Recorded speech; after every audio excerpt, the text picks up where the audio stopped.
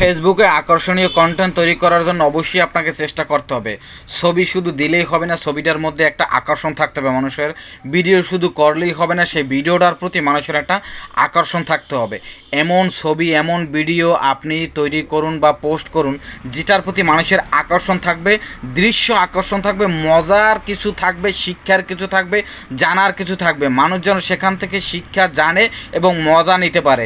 Live ভিডিওর মাধ্যমে দর্শকের সাথে সরাসরি যুক্ত হন, যেমন প্রশ্ন উত্তর, এবং লাইভের সাথে আপনাকে প্রশ্ন করলে সেই প্রশ্নের আপনার যেন সুন্দর উত্তর দিতে পারেন।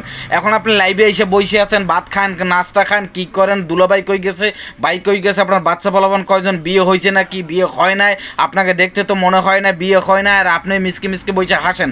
ঠিক আছে, এই ধরনের লাইভ থেকে বিরত থাকুন।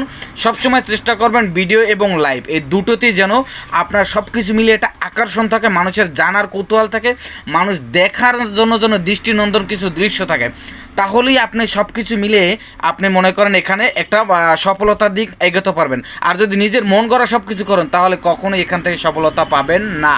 ভিডিওটি ভালো লাগলে একটা লাইক, কমেন্ট, শেয়ার করুন। Thank you.